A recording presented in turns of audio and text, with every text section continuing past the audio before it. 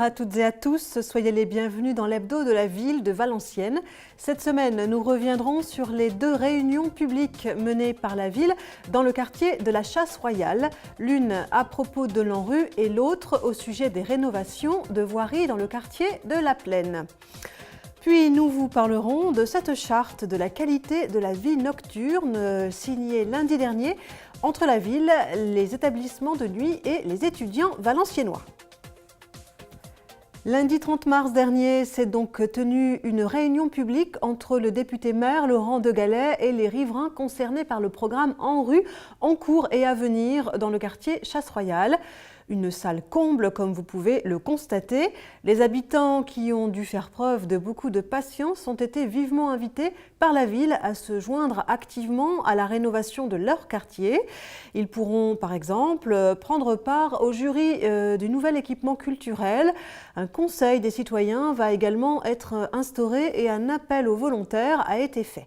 Depuis le temps qu'on parle de la rénovation urbaine à Valenciennes, après avoir fait le faubourg de Cambrai, après avoir fait du Temple, il fallait terminer l'opération et il faut toujours un premier dans ce genre de dispositif et un dernier, et là c'est Chasse-Royale qui passe en dernier. Et je voulais profiter également d'avoir la parole là ce soir pour remercier les habitants sincèrement de leur patience. Vous les avez vus ce soir, ils étaient 300 peut-être, pas un mot au-dessus de l'autre, ils comprennent les contraintes, ils sont heureux. On sent qu'ils ont envie de contribuer. Toutes les remarques qui ont été faites ce soir sont constructives. Ils ont envie, au fond, d'être acteurs du changement au quotidien qu'on va leur proposer. Le menu des travaux leur a donc été présenté. Le calendrier s'étale de 2009 à 2017 pour la première partie, avec la création d'un équipement culturel et d'un parc, la réhabilitation du collège par le département, la création d'une place et d'un cœur d'îlot, 51 logements construits, le relogement qu'ils supposent et la lourde réhabilitation du secteur de la Roseraie. Dès ce mois-ci, le transfert des commerçants va démarrer, ainsi que les opérations de percement de l'impasse rue Denise Glaser. Dès le mois d'octobre, c'est au cœur d'îlot que s'attaqueront les engins de chantier, avec la démolition des 2, 4, 6 rue Jonas du Spar, la réhabilitation du 9 rue Jonas, la construction de 30 logements sociaux, la réhabilitation et extension du centre social et du café PMU et la résidentialisation de la cour intérieure. La réhabilitation de la Roseraie est prévue, elle, au 2e semestre 2015 et va durer 12 mois environ. On écoute quelques réactions des riverains recueillies juste après cette réunion. Je trouve que c'est très bien, parce que nous on a eu un City il n'y a pas longtemps derrière les appartements et c'est une très bonne innovation. Ça fait quelques semaines qu'ils ont fini et depuis ce temps on est très contents. Vous êtes optimiste quant à l'avenir du quartier Chasse-Royale par rapport à tous ces travaux? Oui, beaucoup. C'est une très bonne innovation vu que pendant 14 ans on n'avait pas vu très grand chose ici. Et d'un coup je vois que Chasse-Royale s'agrandit et c'est très bien pour les jeunes de nos jours. Pour l'instant, je suis très satisfait, ouais. Car là, on sait que dans la Roseraie où j'habite, dans le quartier de la Roseraie où j'habite, les travaux, ça va démarrer pour mi-mai. Et ça fait 10 années qu'on attend après ça. Et enfin, on a une date fixe pour démarrer les travaux. Je suis vraiment content pour cette nouvelle-là. Après, bon, il y a plusieurs travaux à faire sur le Chasse-Royale. Il y a beaucoup de choses à faire. Et après, bon, on attend. On attend. Est-ce que vous pouvez nous expliquer quel genre de travaux vont être faits chez vous? Ils refont l'électricité, les radiateurs, logiquement mon sol parce qu'ils ont fait des prélèvements, donc comme ils ont cassé un carrelage dans chaque pièce, normalement ils devraient le faire. Et pourquoi ça fait longtemps que vous attendez ces travaux? C'était vraiment urgent? Oui, c'est très urgent parce qu'il y a des infiltrations au niveau du toit et l'eau elle coule dans les chambres des enfants.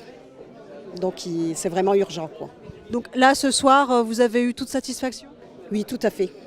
Et puis des mesures ont été décidées pour améliorer le quotidien des riverains pendant et après les travaux. Le maire a également annoncé le retour des concierges dans le quartier. On l'écoute. L'ANRU, c'est la rénovation urbaine. Mais derrière l'urbain, il y a toujours l'humain. Et moi, je souhaite vraiment qu'on ait un accompagnement spécifique. Il va se traduire au travers d'un certain nombre de décisions. La première, c'est le retour des concierges dans les collectifs portés par Valeno Habitat.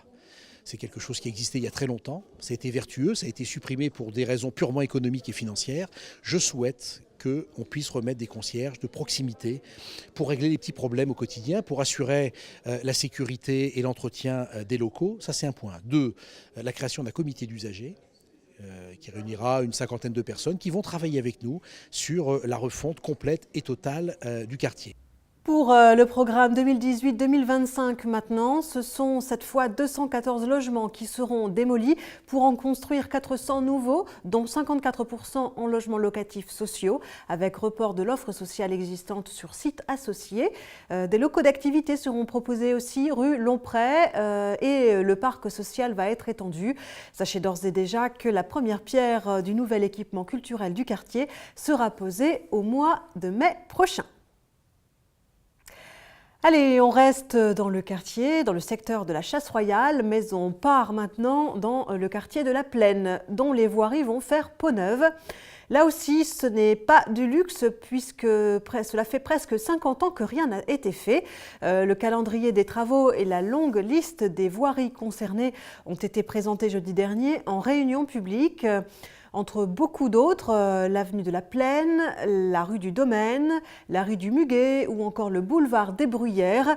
Les voiries vont être redimensionnées, les trottoirs seront refaits, les places de stationnement matérialisées et également végétalisées. Le tout sera rendu accessible bien sûr aux personnes à mobilité réduite. On écoute les riverains. Je suis bien content qu'on s'occupe du quartier parce que je prends le tram tous les jours, vous voyez, je trouve que le quartier, il est sale. Je trouve de plus en plus de saleté, mais on n'est pas les seuls. Et après, même au niveau de l'attractivité du quartier, je trouve qu'il a beaucoup baissé. C'est vrai que je trouve que depuis un moment, je trouve le quartier pas attirant, quoi, forcément. Ces travaux étaient nécessaires. Les travaux sont nécessaires en espérant que ça permette déjà, nous qui habitons, d'être satisfaits, satisfaits du résultat. Mais ce que je souhaiterais également, c'est qu'on puisse donner une image positive quand même de notre quartier. C'est un beau projet, c'est un très beau projet. Le quartier en avait besoin, ça fait quand même plus de 40, même 48, 49 ans que ça n'a pas été refait en état neuf. Je trouve que ça va être magnifique. Maintenant, il faut attendre que Chanteclair soit terminé, que le boulevard des Bruyères, surtout, qui est le plus gros point noir quand même pour nous, pour l'entrée et la sortie du quartier, que ce soit fait. Mais sinon, dans l'ensemble, je trouve que tout le monde va être content de la nouvelle restructuration du coin. Les gens n'attendaient que ça. Parce que c'est vrai que c'est un quartier qui commence plus ou moins à vieillir, mais maintenant on a des jeunes aussi qui reviennent, beaucoup de personnel de l'hôpital qui achètent par ici. Donc je pense que ça peut revaloriser le quartier et on en a besoin. Retour en centre-ville avec la signature de cette charte de la qualité de la vie nocturne entre la ville de Valenciennes, les établissements de nuit et cafetiers, ainsi que les représentants des étudiants de Valenciennes. À l'initiative des établissements de nuit, cette charte veut garantir le niveau de vie nocturne des habitants tout en permettant aux bars, cafés et boîtes de nuit de travailler et aux étudiants de s'amuser. Ce document existait déjà en fait depuis 2009, mais il avait besoin d'être dépoussiéré. C'est une initiative des établissements nocturnes. On écoute d'abord Isabelle Dezoil, adjointe en charge de la cohésion sociale, suivie de Gauthier Wartel qui représente les établissements de nuit.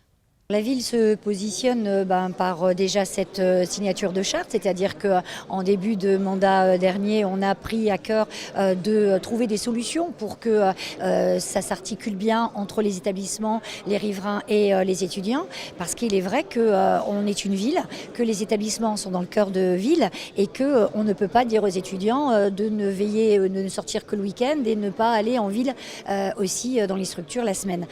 Donc on a vraiment pensé, ça a émané vraiment d'un souci que l'on a rencontré avec une structure et de ce fait, ce sont les établissements nocturnes eux-mêmes qui nous ont demandé à ce qu'on retravaille cette charte qui n'était plus du tout actuelle et avec une partie prenante vraiment des établissements et non pas de la ville et du sous-préfet. Cette charte a été signée à l'initiative des établissements de nuit, donc vous êtes le délégué, vous représentez ces établissements. Qu'est-ce qu'on trouve à l'intérieur ? Donc en fait, vous trouvez un ensemble de points qui sont en corrélation avec la mairie de la ville de Valenciennes, la sous-préfecture et l'établissement de nuit, visant à améliorer la qualité de vie pour et les riverains et les clients, et bien sûr les commerçants donc, qui travaillent dans cette ville pour la vie nocturne de Valenciennes. Donc ce sont des points qui sont liés notamment à la sécurité, au bruit, à la consommation d'alcool, qui regroupent, on va dire, pour la plupart de ces points de la prévention. Voilà, c'est sur la prévention générale et tout ce qu'on peut faire pour améliorer cette ville nocturne de Valenciennes et pour que tout se passe bien, limiter les problèmes également avec les riverains et avec les autorités. Vous vous engagez à quoi dans cette charte ?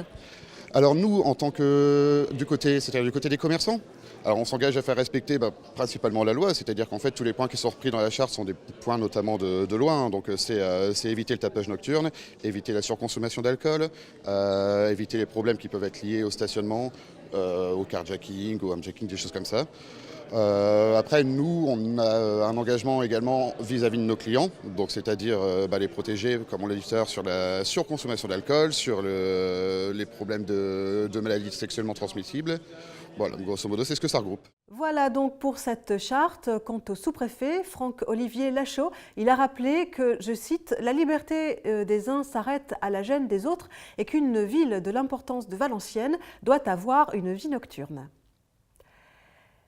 3e édition du rassemblement de 2 chevaux sur la place d'Armes, des modèles de collection chouchoutés par leurs propriétaires et puis aussi des balades qui remportent chaque année le même succès auprès du public.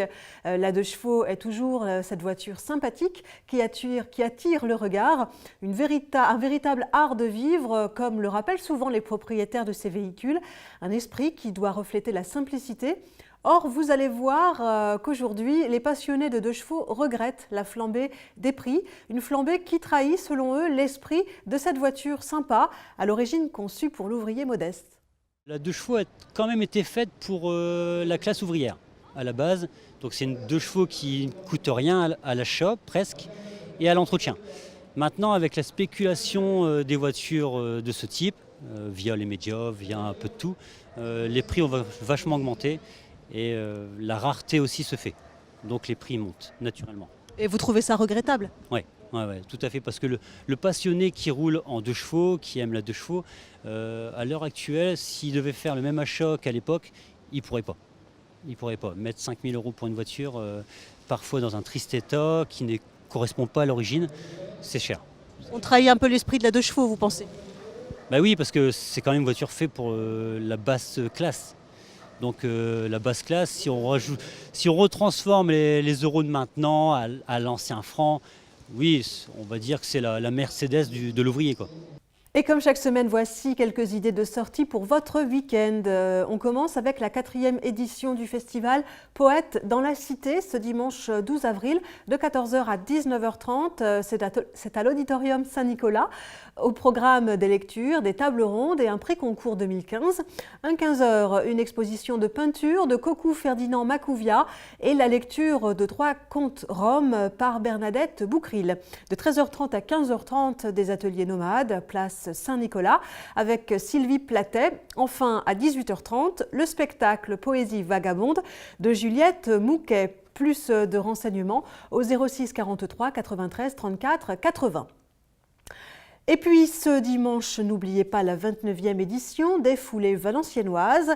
Après avoir accueilli l'an dernier les championnats de France des 10 km, une nouveauté cette année avec une course déguisée de 5 km. Et oui, toutes les infos, conditions, parcours, tarifs sur http://www.lesfouleesvalenciennoises.com. Fin de ce journal, merci de nous avoir suivis, à la semaine prochaine.